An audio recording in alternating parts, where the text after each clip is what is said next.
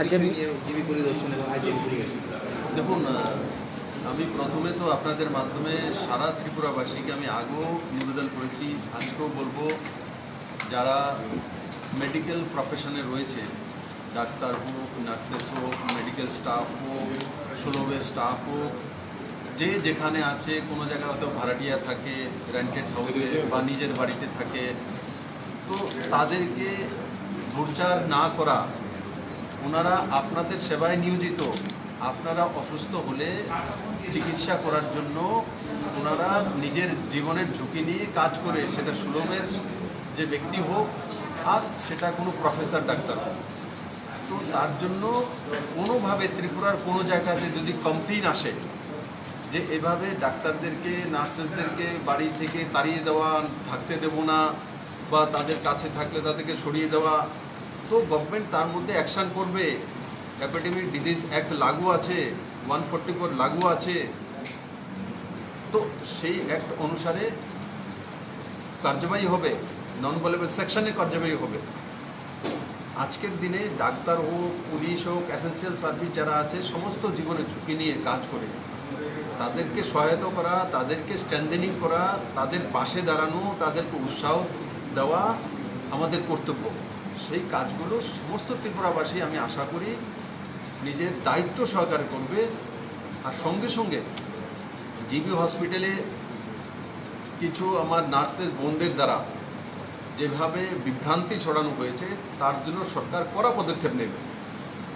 Hospital চালানোর জন্য nurse রাখা হয় না, তার জন্য মেডিকেল সুপারিনটেন্ডেন্ট থাকে, তার একটা সিস্টেম থাকে।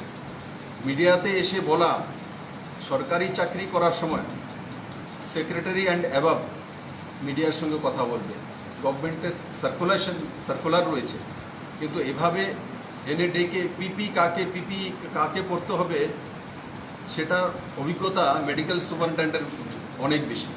আর জিবিতে পর্যাপ্ত পরিমাণে পিপিই রয়েছে, গ্লাভস রয়েছে, স্যানিটাইজার রয়েছে, এভরিথিং ইজ দেয়ার। তো সেইগুলো এইভাবে মিডিয়ার সামনে বলে মানুষদেরকে প্যানিক করা, সরকার তার মধ্যে কড়া ব্যবস্থা করবে। এই সময় সবাই একত্রিত হয়ে কাজ করার সময়, নাকি বিভ্রান্ত সরানোর সময়। তো আমি আশা করি জিবি হসপিটালে যে ব্যবস্থা আছে, যেটা আছে সম্পূর্ণ সঠিক ব্যবস্থা আছে, কোনো কিছুর কমি নেই। আমাদের ডাক্তারও সমস্ত প্রেজেন্ট রয়েছে, যা যা ব্যবস্থা করার সব কিছু রয়েছে। আর তার সঙ্গে সঙ্গে একটা মাত্র পেশেন্ট পজিটিভ এসছে, তার পরিবারের সমস্ত সবাই তো নেগেটিভ এসছে, সেটা একটা ভালো দিক। আমি আশা করি ত্রিপুরাতে আর দ্বিতীয় পজিটিভ কেস পাওয়া যাবে না, কিন্তু আমরা সব জায়গাতে ডিস্ট্রিক্ট ওয়াইজ টেস্টিংয়ের ব্যবস্থা করছি এবং স্যাম্পলও আসছে। আর সঙ্গে সঙ্গে আজকে আমি এখানে আসার পর মেডিকেল সুপারিনটেন্ডেন্ট মোবাইল দিয়ে ভদ্রমহিলার সঙ্গে কথা বলেছি। উনি আমাকে বলেছেন, স্যার আমি ভালো আছি, আর আগের চাইতে ভালো লাগছে, খাওয়া দাওয়ার বিষয়ে জিজ্ঞাসা করেছি, সব কিছু ঠিকঠাক আছে। এইমাত্র এই মিটিংয়ের সময় আমি কথা বললাম, আর আমি ওনাকে বলেছি যে ওনার যে রিপোর্ট আসছে সেটা উনি সুস্থ হয়ে উঠছেন। আর মণিপুরেও এমন ধরনের হয়েছিল, আপনারা জানেন, পজিটিভ কেস এসেছিল, সেও সার্ভাইভ করে গেছে। এখন ওরা রিপোর্ট নেগেটিভ চলে এসছে। তা আমি আশা করি উপরওয়ালার আশীর্বাদে এবং আমাদের ডাক্তারদের প্রচেষ্টায় উনিও খুব কম সময়ের মধ্যে নিজেকে ঠিক সার্ভাইভ করে তুলবে এবং ত্রিপুরাকে আমরা করোনামুক্ত রাখতে সক্ষম।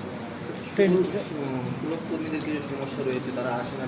সুলভ কর্মীদের কোনো সমস্যা নেই, মাঝখানে যাই হয়েছে, সুলভ কর্মীরা আজকে এসেছেন, 108 জন জয়েন করে আছে।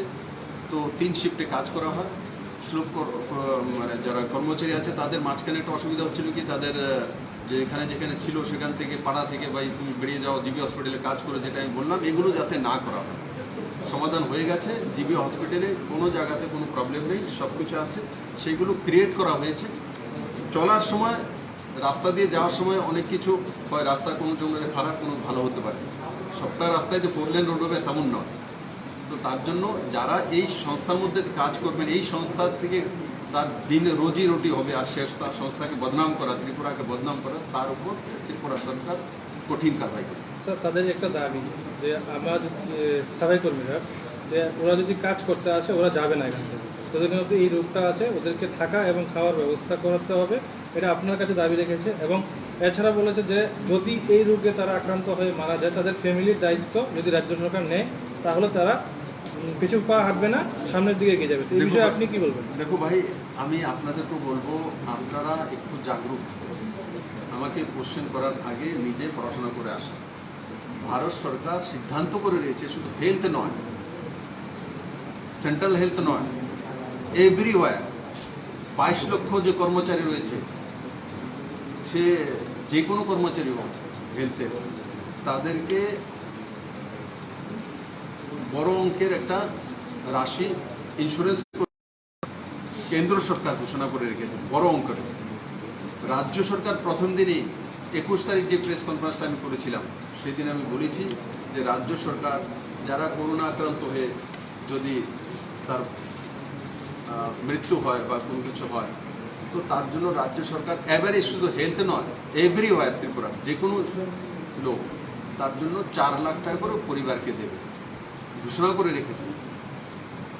আর তারপরও আমি এখনও বলছি আবার, যদি করোনার কারণে কোনো ডাক্তার, কোনো নার্সেস, কোনো হেলথ স্টাফ যদি কোনো কিছু, তার পরিবারকে সরকার চাকরি দেওয়ার ব্যবস্থা করে দেবে, তার জন্য সরকার পিছিয়ে পা হবে না। কিন্তু আমি বারবার আপনাদের মাধ্যমে এটাই নিবেদন করব, সবগুলো ডিক্লেয়ার আছে, সবগুলো ডিক্লেয়ার্ড আছে কেন্দ্র এবং রাজ্য সরকারের তরফ থেকে। এবং শুধু স্বাস্থ্যে নয়, ত্রিপুরাতে 80% লোক বিপিএল, প্রায়োরিটি হাউস হোল্ড বাকি রয়েছে। এপিএল দেখো, ডাইরেক্ট অ্যাকাউন্টে ট্রান্সফার গরিবদের জন্য 2000 টাকা কিষাণ সম্মান নিধির মাধ্যমে, 500 টাকা জনধন অ্যাকাউন্টের মাধ্যমে, 500 টাকা যে অ্যাসপিরেশনাল ব্লকগুলির মধ্যে সিএম রিলিফ ফান্ড থেকে, তারপর 1000 টাকা করে 2 লাখের কাছাকাছি যারা ভাতা পান সেন্ট্রালের, এক্সট্রা 1000 টাকা করে 3 টাইমস। তারপর রাজ্য সরকার 2 মাসের ভাতা একসঙ্গে দিয়ে দিচ্ছে। আর খাওয়া দাওয়া তো ফ্রি, চাল ডাল তো ফ্রি করে রেখেছে 3 মাস যাবত কেন্দ্র সরকার, রাজ্য সরকার 1 মাস যাবত।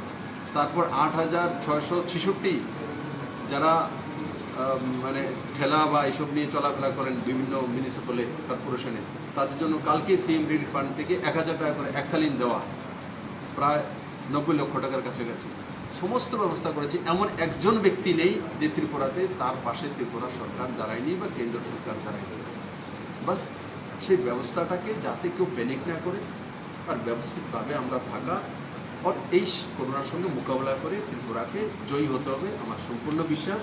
আমার মিডিয়ার বন্ধুরা হোক, আমার যারা জুডিশিয়াল সিস্টেমে হোক, যারা আরক্ষা দপ্তরে রয়েছে, যারা সিভিলে রয়েছে, সবাই মিলে আমরা তার মোকাবেলা করছি। কেউ হয়তো বা ঘরে বসে করছে, কেউ হয়তো টেলিফোনও করছে, কেউ হয়তো বা অফিসে গিয়ে করছে, সবার সহযোগিতা রয়েছে। আমি আশা করি দল মত নির্বিশেষে সবাই মিলে ত্রিপুরা এই করোনা ভাইরাসের যে আতঙ্ক, তার থেকে আমরা বেরিয়ে আসবো। জিত ত্রিপুরাবাসীর হবে আর ত্রিপুরার সাধারণ জনতা হবে।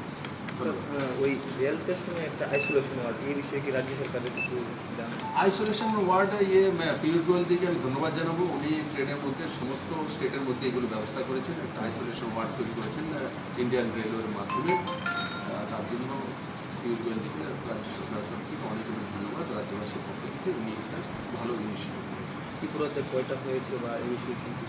যেহেতু ডাটা তো রেলওয়ে দপ্তর ছিল। দেখুন